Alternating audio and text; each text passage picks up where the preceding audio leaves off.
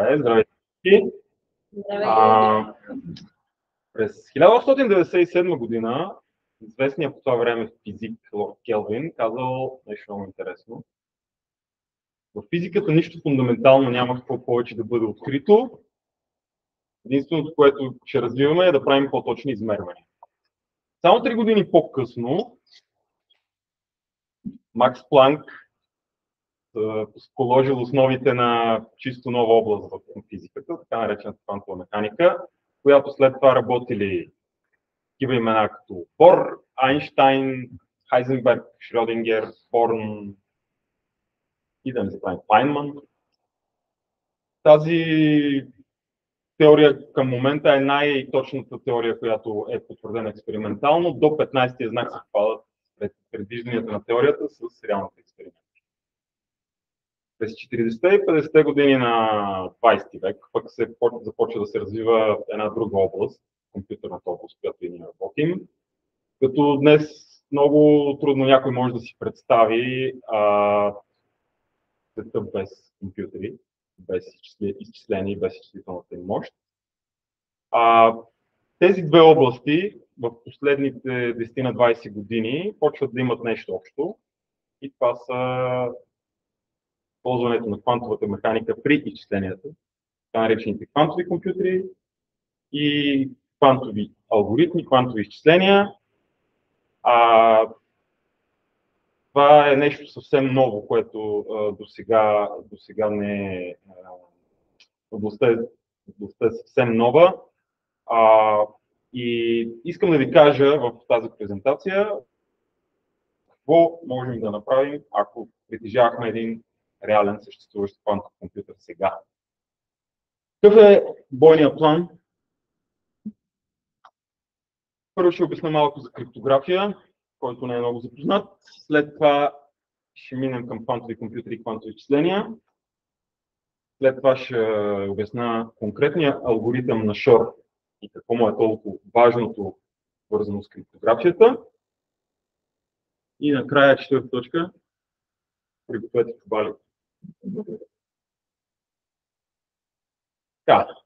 Както знаете, при криптографията винаги говорим за Алис и Боб и Ева, която им подслушва съобщението. Тя представете си, че Алис иска да напише съобщение на Чичо Боб, че иска да си купи трева. Обаче Ева по средата може да им подслуша връзката. Както знаете, още от библейски времена тя има връзки с Господ и може да ги издаде. Какво би направила Алис, ако знае, че Ева може да я послуша? В едни по-стари времена би си написала съобщението на едно листче, би си заключила листчето в едно съндъче с катинар с стоп. Праща съндъчето, Ева не знае кода, не може да го включи, не може да прочете съобщението. Боб получава съндъчето, слага шифъра на катинара, включва и след това вече знае, че има поръчка. Това е така наречената физическа криптография, т.е. това не е криптография, това е сигурно пренасене на съобщение. Това в по-съвременни времена се прави с криптография. Кое е криптография? Съобщението се праща, но то е така разбъркано, че за Ева изглежда като някакъв рандом стринг. Боб получава съобщението, като знае как да го отключи, възстановява първоначалното съобщение и така му става ясно. Мисля, че който се е занимавал малко с компютър и с криптография, това е напълно ясно. Какво обаче са видовете криптирания, които могат да се приложат? Първо имаме симетрично. Това, което казах преди малко, е симетрично криптиране. Ключа, който заключва съобщението, е същия като ключа, който отключва съобщението. Какво е хубавото и какво е лошото на този начин на криптиране? Хубавото нещо е, че това става много бързо. Криптирането, декриптирането има такива алгоритми, като например AES, който е бърз, сигурен, обаче има един много сериозен проблем.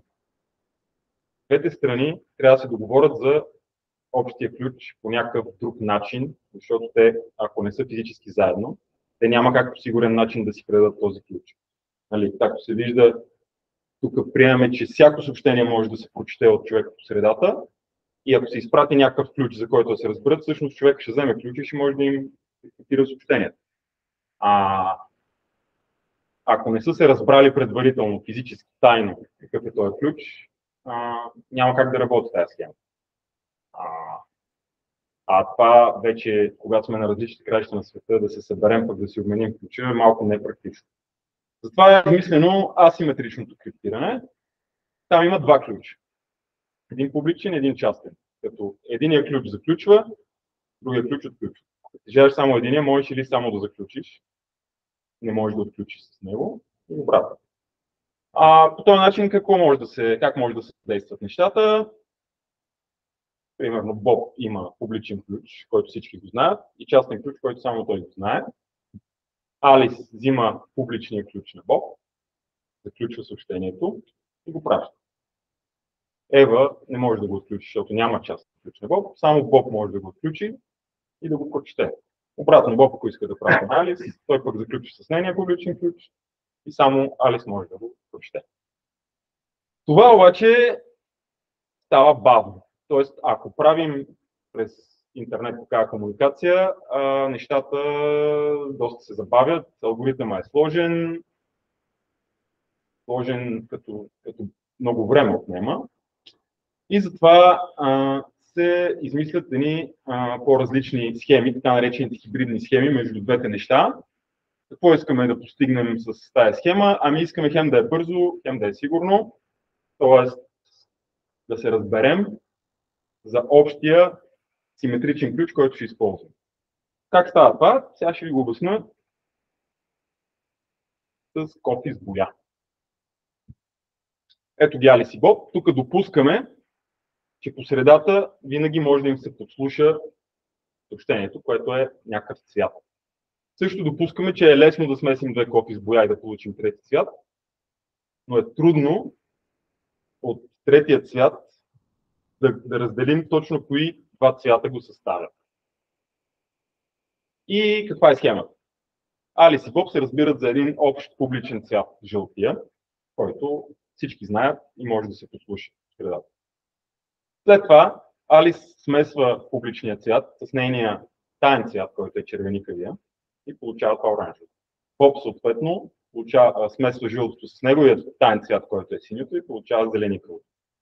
След това те си разменят смеските, като тези смески по пътя могат да бъдат послушани. И Алис с смеската на Боб какво прави? Смесва с нейния таен цвят, получава това кафявото. Боб оранжевото на Алис го смесва с неговия таен цвят и получава пак същото кафяво. Защо е същото кафяво? Защото кафявото е смесица от жълтото, синьото и червеното. И в двата случая, както и да е минало. По средата Ева е подслушала, знае жълтия цвят, подслушала е зеления и оранжевия, обаче от тях казахме, че е трудно да възстанови кои са смеските, т.е. тя няма как да достигне до кафявия цвят. И всъщност това е кафявия цвят, е тайния симетричен ключ, с който те могат да си заключват съобщението. Сега, как работи това наистина? Работи с математика, работи с прости числа, умножение на прости числа и остатък при деление. И по-нататък ще видите алгоритъма какво точно прави. Но мисля, че така много по-ясно се визуализира какво точно се получава. Получават се два симетрични ключа, с които след това комуникацията е бърза и сигурна. Сега ще обясня малко за квантовия компютър и квантовите изчисления. Сигурен съм, че тук много хора знаят какво е сложност на алгоритъм, но аз все пак ще обясня за тези, които не знаят. Сложността на алгоритъма е броя стъпки, които изпълнява компютъра, докато решава даден проблем. И то не е точно конкретния брой стъпки, например, увеличава се, входните данни се увеличават двойно, колко пъти ще увеличи времето, за което ще работи компютър. И сега има различни видове сложност. примерно, константна сложност. Колкото и да увеличаваме работата, компютър винаги свърши за едно и също време. Това е много хубаво да работим с константна сложност, само да повечето проблеми не са такива. Имаме линейна сложност. Ако увеличим работата 2 пъти, компютъра ще му отнеме 2 пъти повече време. Ако увеличим работата 10 пъти, на компютъра ще му отнеме 10 пъти повече време. Линейната сложност също е хубава, но има много по-лоши сложности, като квадратична, кубична, примерите 2, 4, 10, 100, ако 10 пъти му дадем по-големи входни данни, той 100 пъти повече ще се бави. Това е квадратична. Има кубична сложност, която още е по. Но всичките тия, които са степени някакви фиксирани, казваме, че са сравнително добри. Защото има една много още по-лоша сложност, експоненциалната. Това вече на някаква степен се бави повече пъти компютър. Примерно на 2 пъти повече работа ще се бави 4 пъти, но на 10 пъти повече работа ще се бави 1000 пъти. А на 20 пъти повече работа ще се бави 1 милион пъти. Експоненциалната сложност е много лоша, а това е свързано с такива задачи, които правим криптирането. Разбиването на това криптиране е с експоненциална сложност за съвременните компютри. Тоест, ако искаме да разбием някакъв ключ, някакво криптирано съобщение, ще ни отнеме милиарди, трилиони години и повече от възрастта на Вселената и няма да. Сега да кажа какво не е квантовия компютър. Много хора си мислят, че квантовия компютър ускорява експоненциално работата на компютъра. Това не е така и ако единственото нещо, което запомните от тази презентация, ако има едно нещо, което запомните, нека това да е това, че квантовия компютър не е равен на експоненциален брой процесори. Квантовия компютър може да реши някои проблеми експоненциално по-бързо, т.е. проблеми с експоненциална сложност, да ги реши линейно или с някаква друга сложност, но не всички. Трябва да има някаква математическа структура в проблема, така че той да може да бъде решен от квантов компютър. Не може просто аз да си намисля една парола, един ключ и квантовия компютър да ми го познае. Няма как да стане тази работа. Моята парола няма никаква математическа структура. Но после ще видим проблеми, които имат математическа структура и тях квантовия компютър работи. Как точно работи квантовия компютър? Какво е това кюбит? Ами, ако един класически бит може да е в две състояния 0 и 1, кюбита се намира в така наречената суперпозиция от състоянията 0 и 1, като той се намира някъде по средата с някаква вероятност. Т.е. може да се намира във всички възможни състояния между 0 и 1 с някаква вероятност. Ако видите тази стрелкичка тук, ако сочи точно надясно по средата, вероятността е 50 на 50. Тоест, при квантовите компютри на края на всяко изчисление се провежда едно измерване и тогава вече стойността на кюбита отива или в 0, или в 1. Ако стрелкичката сочи право надясно, той ще отиде с вероятност 50, ще стане 1 или 0. Ако обаче стрелката е по-надолу към единицата, с по-голяма вероятност ще отиде в 1 при измерването, а с по-малка вероятност ще отиде в 0. Ако е по-нагоре, съответно обратно. Тая стрелка не стига, че може да се движи нагоре и надолу, но тя може да се движи по цялата сфера, т.е. тия вероятности са комплексни числа, дори нереални. И за да се получи реалната вероятност, трябва да се дигне на квадрат. Това са едни подробности, които няма да задълбавам. Другото, което искам да кажа е, че суперпозицията, която е от 0 и 1, тя може да се разпространи върху много кюбити. Тоест, както имаме много битове в компютърната памет, може да имаме компютърна памет с много кюбити. И тези кюбити да са така нареченото на български сплетени или entangled на английски. Така че ако се промени, т.е. те репрезентират едно състояние. Ако си мислите за квантовата механика като много различни светове, потенциални възможни светове на всичките тия кюбити, те са така свързани, че като се премери накрая цялата поредица от кюбити, излиза това състояние, което е с най-голяма вероятност. Нещо изпуснах ли тук? Мисля, че не. И може би да преминем към конкретния алгоритъм на Шор. Това е Питър Шор, който през 1994 година публикува статия, в която има алгоритъм, който на потенциален квантов компютър би решил едни проблеми. Кои са тия проблеми? Те са едни математически проблеми, които са като серия от проблеми, които се решават с алгоритъма на Шор, но нас най-вече ни интересува факторизиране на числа или намиране на прости множители на числа. Защо това ни интересува? Си спомняте там при боите, когато говорех, казах, че криптографията математически се имплементира с прости числа, умноженията на простите числа и остатък при деление. Всъщност, това криптиране разчита най-много на факта, че едно много голямо съставно число, което е умножение на две прости, ние няма как да го намерим с нормален класически компютър за обозримо време. Тоест, едно да направим от смесената боя, да я разделим на двете отделни бои. Тоест, от голямото число да намерим неговите множители е много трудна задача. Квантовия алгоритъм е тази сложност, която може да ви изглежда много, много зле, обаче всъщност това е по-добре дори от линейна сложност.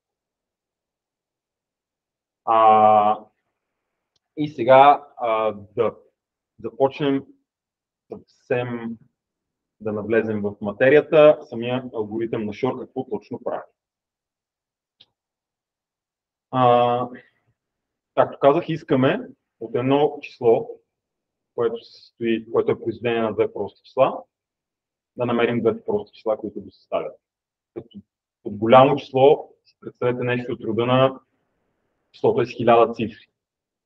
Двете числа, които умножаваме с едното е с 300 цифри, другото е с 700 цифри, умножаваме ги и получаваме едно число с 1000 цифри. И имаме това число с 1000 цифри и искаме да намерим другите две числа. За пример, ще дам много голямо число 15. 15 отговаря на това условие, защото е равно на 3 по 5. Какво правим? Нашата любима редица от степените на двойка първо взимаме. И нашето число 15, което се опитваме да го разбием на прости множители. Прилагаме деление, т.е. остатък при деление на 15, като започнем от горната редица и в колонките може да видите резултат. 2 делено на 15 е 0 и остатък 2. 4 делено на 15 е 0 и остатък 4. Така нататък, 32 делено на 15 е 2 и остатък 2. Това са остатъците при деление на 15 на всяко едно от тези числата, ако не вярвате, може да проверите. Какво забелязваме? 2481, 2481 и това продължава така за винаги. Тоест имаме един период на тия остатъци, който е с дължина 4. Нека да видим едно друго число, например 21, което е равно 3 по 7. Тук вече остатъците са 2, 4, 8, 16 и 32 делено на 21 е 1 и остатък 11. 54 делено на 21 е 3 и остатък 1. И така нататък. Може да ги видите същите остатъци. Какво се получава? 2, 4, 8, 16, 11, 1, 2, 4, 8, 16, 11, 1 и така нататък. Виждаме, че пак има някакъв период, който в случая е 6. И сега какво е открил математически Ойлер много отдавна, много преди да има компютри, много преди да има квантови компютри. Ойлер е открил една зависимост, която ще ви кажа с пример. Имаме 15, то е равно 3 по 5. Вие сега ще кажете защо го факторизираме това 15, като е ясно 4 по 5. Пак казвам, това по същия начин работи за числата с 1000 цифри и там не можем веднага да кажем на какво е равно. 3 минус 1 е 2, 5 минус 1 е 4. Като умножим 2 по 4, получаваме 8. Периода е 4. 8 се дели на 4. Я да видим за другото какво ще стане. 3 минус 1 е 2, 7 минус 1 е 6. 2 по 6 е 12, периода беше 6, 12 се дели на 6. Ойлер през не знам коя година е доказал, че това важи винаги. Периода дели точно това минус 1 по това минус 1. И сега ако се замислим, ние търсим тези две числа и да кажем, че можем да открием периода. Откриваме периода с една последователност от числа. Можем да сложим там всяка последователност от степени. Можем да сложим степени на тройката, можем да сложим степени на петицата и така нататък. Тогава периода е друг, но периода винаги дели това число. И така, всъщност, като направим достатъчен брой редици, откриваме достатъчен брой периоди. Тия периоди виждаме, че са делители на това нещо. И от делителите можем да възстановим кое е това число. Тоест, едното минус едно по другото минус едно, от което пък с още малко трикчета математически можем да възстановим конкретните числа 3 и 5. Или пейко. Повтарям как е рецептата на алгоритъма. Имаме едно голямо число n, което е равно на 5 q. Правим редица от степените на някакво произволно число. Намираме остатъците при деление. Намираме периода на редицата. Намираме потенциалните делители на p-1 по -1, няколко на брой. Оттам намираме произведението p-1 по -1 и с малко математика, която сега няма да обяснявам, намираме p и q. Тоест, кой излезе? Ако имаме периода на тази редица, можем да намерим простите множители. Ами супер, ама има някакъв проблем. Намирането на периода на редица е задача с експоненциална сложност, както самото намиране на простите множители на дадено число. На класически компютър. Ама ако имаме квантов, какво правим? Намирането на... Каква е разликата между намирането на факторизирането на числа на квантов компютър и намирането на редица, на период на редица от остатъци? Едната задача има математическа структура. Това е тази математическа структура. Редицата от остатъци, този период не е нещо, което зависи от един елемент на тази редица. Периода е нещо, което е свойство на цялата редица. И тук вече идват на помощ квантовите компютри, които смятат, правят операции върху цялата потенциална редица, върху всички възможни стойности на тази редица, всички възможни паралелни светове, така да кажем. Можем да правим операции върху тях и да излезе нещо с голяма вероятност.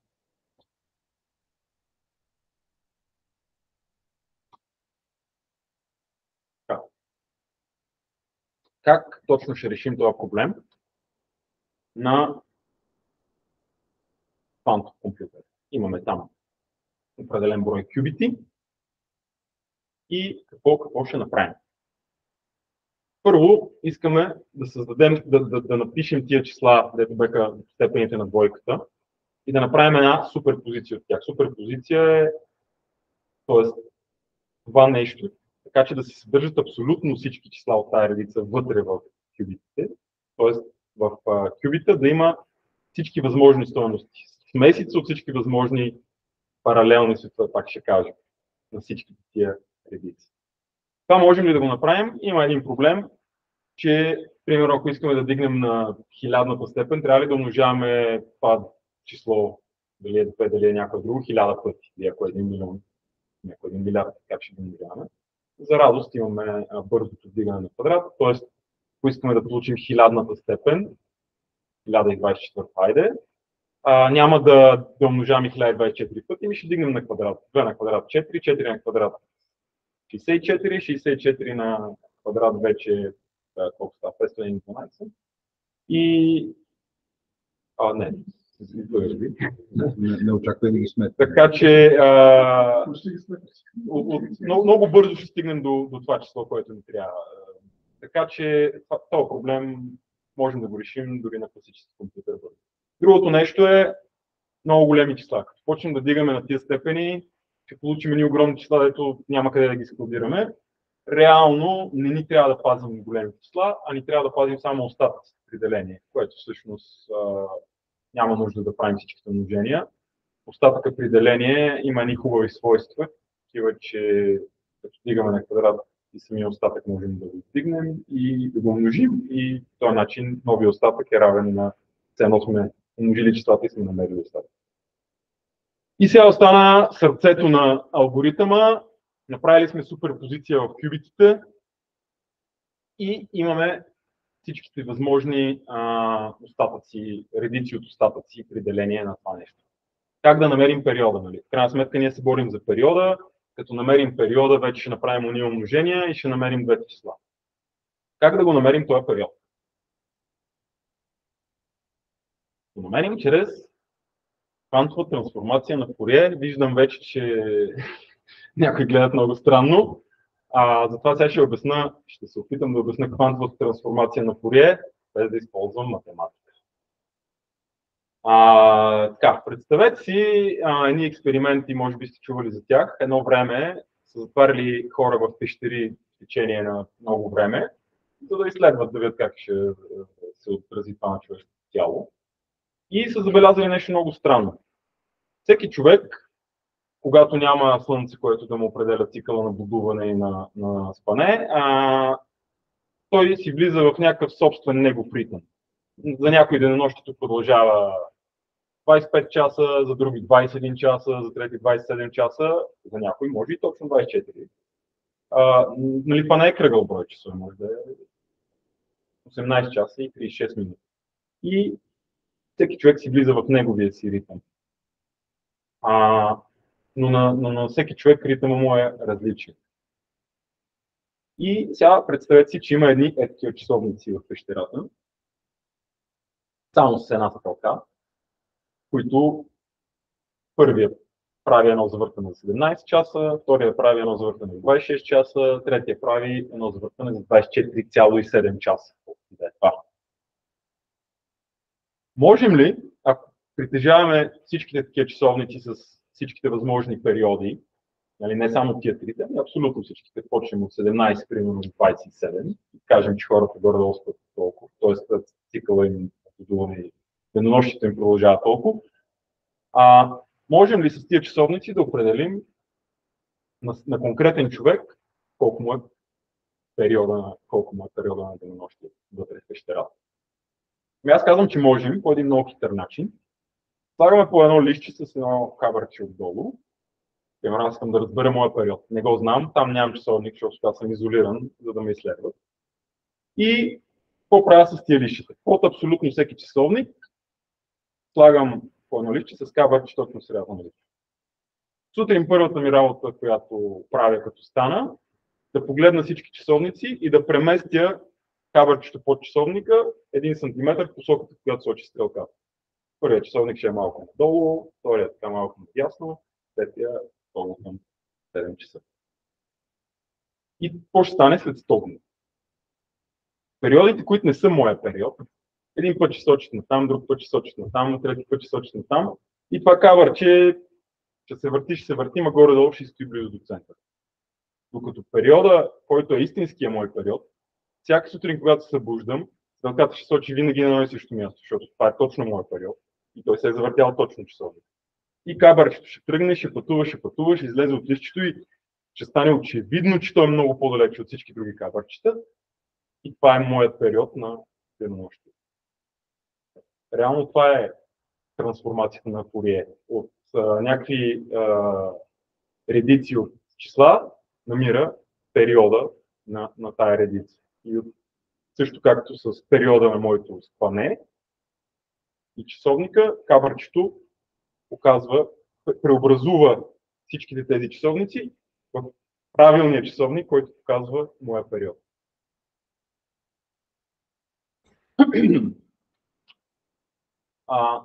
При квантовия компютър суперпозицията от състоянията на различните редици, искаме да намерим периода, прилагаме квантовата трансформация на Фурие, накрая правим измерване и в кюбите се съдържа числото, което е реално периода на тези редици, които сме поставили в суперпозиция. И след като измерим, не е 100% че ще излезе точно това, но с много голяма вероятност ще излезе точно това, защото при квантовите измервания винаги има някаква вероятност да излезе нещо друго. Но ако повторим експеримента, алгоритъма достатъчен брой пъти, ще си осигурим много голяма вероятност, че наистина това е периода. Оттам вече ще изчислим числата P и Q, които като ги множим, получава числото N. И оттам ще разбием графията и да. Обаче сега се върне малко в реалността. Първо, кюбита, той дето ви го нарисувах там с сферичката, с стрелкичките, това е един теоретичен, перфектен кюбит, Платонов. Истинските кюбити не са такива, те са шумни, все още тази технология е в началото си, постоянно някакви грешки се получават. Представете си един бит, нормален бит в компютъра. Каква е вероятността бита да си промени стойността от 0 към 1, е така, поради атмосферни смущения, и много малка. Бита е доста стабилен.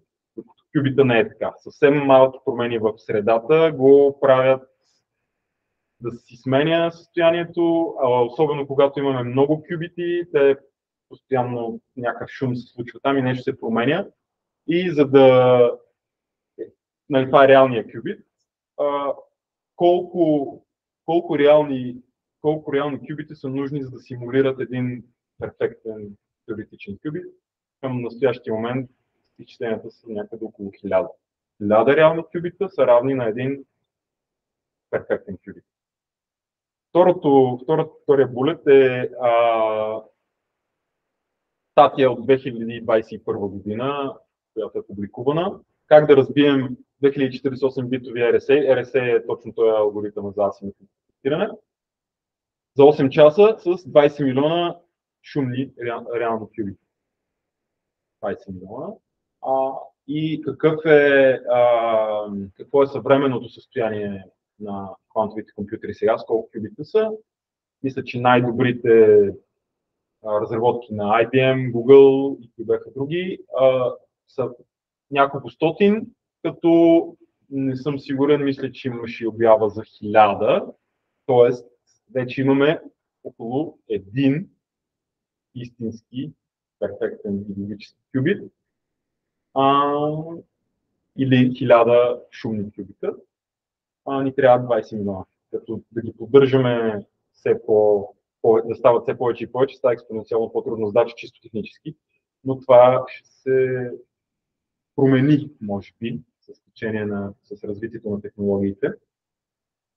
И далече сме още, някои казват, че сме далече, обаче почти да се подготвят за момента, в който ще се случи. И сега, последния въпрос, аз бих го подложил на дискусия в въпросите. Какво ще стане, като се разбие RSA? Както казах, това е алгоритма, който се използва най-много в криптографията в момента за асиметрично криптиране. Какво ще стане? Аз само ще дам една насока, какво ще стане според мен, макар че то всичко е спекулация. Ако стане, преди да се измисли пост-квантовата защита, пост-квантовата криптография, няма да правим пари, защото реално замислете се какво може да направите, като разбиете криптографията. Ако един човек може да разбие криптографията, какво може да направи? Това с чувалите с пари са глупости. Той може да прочете всичките тайни на военните. Той може да последи всяка кореспонденция на всеки двама произволни души в интернет, която може да послуша. Той може дори да вземе портфела на Ружа Игнатова, криптопортфела. Даже полицията, дето взе биткоините преди няколко години, дето им няма частния ключ и нищо не може да направи с тях, даже от тях може да се възползва. Така че това с парите са малкият проблем, защото в един момент ти вече имаш всички тайни, които пътуват криптирани в интернет. И тогава той няма да е един човек най-вероятно. Няколко души ще могат, или няколко конкуренти ще могат да го разбият горе-долу по едно и също време. Ще настане пълен хаос, никой няма да вярва вече на нищо, така че няма да правим пари, ами по-скоро ще настане някакъв хаос. Това е моето мнение. И аз няма какво повече да кажа, ако имате някакви въпроси. И някой, ако има въпроси онлайн, зрителите и слушателите.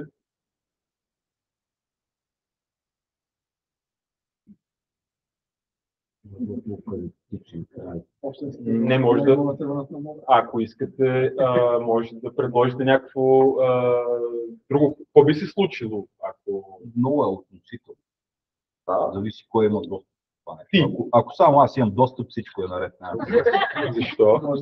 Защото аз ще коля ще влезе и тази схема ми харесва. Това всичко ще е наред. Нали знаеш, авторитаризма е прекрасен, стига да съм диктатор. Интересно ми това мислене. Някой друг нещо да сподели? Реално за мен е изцяло много напредък. Признавам си, много ми харесва обаче как се подготвил и може би се първо ще ми трябва да измисля някои неща. Интересно ми е как бих могла да го карам в ежедневието си. Ние работим с много данни, знаеш. И аз и вярвам, че вие диктирате доста голяма част от нещата. Има ли как да го използваме в моята работа? Още не е създаден квантовия компютър. Не можем да го използваме и слава Богу, че още не е създаден. Постквантовата криптография вече се работи върху такива алгоритми, които защитават от този проблем. След като се коментират, всички ще се възползваме от тях по прозрачен начин. Както сега използваме интернета, HTTPS и казваме secure сме, всъщност там точно по този начин се криптира по HTTPS, с TLS схемата. Така ще го използваме след това, като то дори ще е още по-сигурно, защото ще разчита вече на тези квантови неща, те ще са интегрирани вътре, там има много възможности, примерно съобщение, което не може да бъде подслушано по никакъв начин, защото ако бъде подслушано, ще бъде разрушено. И това не е разрушено от някакви механизми, ами от принципите на квантовата механика. Тоест, със сигурност ще бъде разрушено физически, на физичен принцип квантовата механика, когато бъде послушано. Тоест, там ще сме сигурни, че ако сме получили съобщението, никой не го е послушал, което сега не можем да бъдем сигурни. Това е едно приложение. Не го получи. Ако не го получим, че някой го е хванал. Няма да получим. Не чувате, така ли? Да, Ники, какво? Само щях да кажа, че Айнщайн не се е занимавал с квантова физика, а не можел да я понася, защото му е развалила всичките теории. Напротив, много се е занимавал с нея, просто не е вярвал, че това е искал да обори крайното описание на света и е искал да намери някакво по-пълно описание на света. Това квантовата механика е противоречала на неговата теория там, коя беше на генералната теория на относителността и той искал да докаже и противоречава, не само, че не допълва, а противоречава. Айнщайн е получил Нобелова награда не заради теорията на относителността, а заради един ефект в квантовата механика, фотоелектричния ефект, който е чисто квантово-механичен. Така че със сигурност е работил по нея, но да, от чисто тези фундаменталните принципи, които казва квантовата механика, че всичко са някакви вероятности някъде си и нищо не може да бъде пипнато. Да, той е бил против това. Асиметрично криптиране няма как да бъде разбито, нали? Да, това е нещо, което не споменах. Той е алгоритъм на Шор, той ускорява експоненциалния проблем го прави на линеен само за асиметрично криптиране. Симетрично криптиране, AES алгоритъма, за сега не е открит начин да може да бъде забързан, т.е. да бъде разбит по-бързо от мисля, че можеше да го подобри квадратично, т.е. вместо да го направи за 1 милион трилиона години, да го направи за само 1 трилион години. Много добро забързване, но пак не е достатъчно. Ще предаваме ключове по почтата. Това е. Да. Някакви други въпроси? Откъде ти дойде интересуването за написане? Ами аз отдавна се интересувам от квантова механика, как работи света, противоречието, което каза Ники, квантова механика срещу теория на относителността, какво е станало в ранните моменти на Вселената, а всъщност се занимавам с компютри, така че нямаше как да не се пренесе този интерес към квантовата механика и квантовите компютри и какво е алгебра това и всъщност това е реален проблем, който другите са доста теоретични, но това е един реален проблем, който ще има невъобразими последствия върху света. Така че, да, оттам е. А какви са бъдещите творчески планове? Може да стана презентатор. Да. А иначе майтапа на страна, то критичен сценарий, много малко вероятен. Ами да, защото те започват хората да се Хората първо, че почват да се подготвят, първо, че хората, които имат ресурса да работят в тази посока, са същите тия хора, които в момента имат достъпи до тия големи ресурси, до които ние нямаме в момента. И баланса на силите няма толкова рязко да се промени. Това е, надяваме тя. Освен никой изкуствен интелект не промени неща. Да, най-вероятно ще се сбиеме преди това. Опция.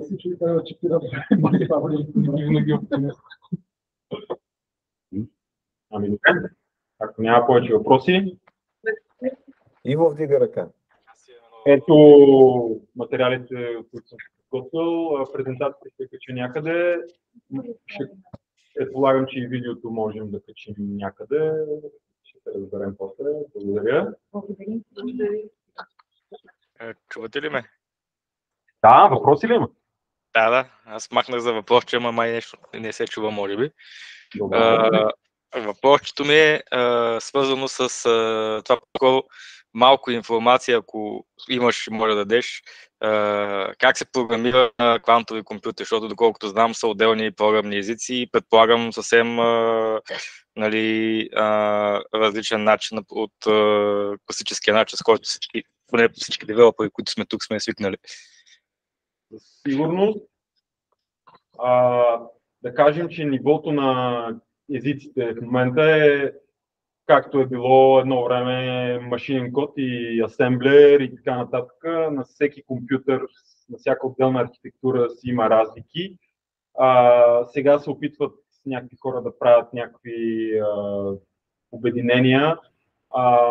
Със сигурност има някакви езици, които първото нещо, което отворите в Google, може да ви излезе, нали, някакви езици за програмиране на квантов компютър и дори да имаш време на истински реален компютър квантов някъде си да програмираш.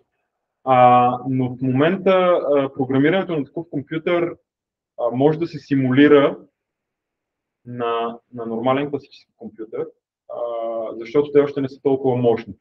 Тоест ти можеш да симулираш тези кюбити с реални класически битове и все едно програмираш на квантов компютър, но реално програмираш на класически компютър, който се държи като квантов, което е супер неефективно, но може да се правят някакви опити за някакви малки числа. Забравих да кажа за кое е най-голямото число, което е факторизирано с алгоритъма на Шор. Аз ви го показах, 21. Така че, дата на въпроса за това, в момента симулациите на квантов компютър са по-добрия вариант, защото времето, което да си плащаш наистина с квантов компютър е много скъпо. Конкретните езици вече не мога да кажа нещо конкретно, но наистина, ако отворите първото нещо, в Google ще излезе, има курсове, има лаборатории, които програмираш на квантов компютър, има си туториали, така че Да, може би всеки. Последен въпрос. Да, Може ли? да. Може ли да се предава информация с по-голяма скорост от тази на светлината, използвайки квантова физика? Не. Не може. Това, дето действието на разстояние в квантовата механика е корелационно и не може да се предава информация. Да. Ако разделим два фотона, единия е поляризиран, айде да кажем, от един фотон правим окей, плюс и минус. Едното е плюс, другото е минус. Едното сочи нагоре, другото надолу. Няма значение какво е. Айде ще говорим с спиновете. Единия е с спин нагоре, другия е с спин надолу и ги изпратим на една светлинна година. Те са в смесеното състояние и двата, докато не ги измерим. Като измерим единия, другия веднага става в другото състояние. Тоест, ако измерим, че този е нагоре, другия отива надолу. Но ние не предаваме никаква информация по този начин, защото няма как да го измерим, да го направим в положението, в което искаме и автоматично да предадем информацията на другата страна. Там, като го измерим, той на случайен принцип ще излезе или нагоре, или надолу и съответно другия ще излезе в другата посока, но пак на случайен принцип. Тоест нямаме никакъв начин ние да решим как да я предадем тази информация. Всичко има някаква рандомнес.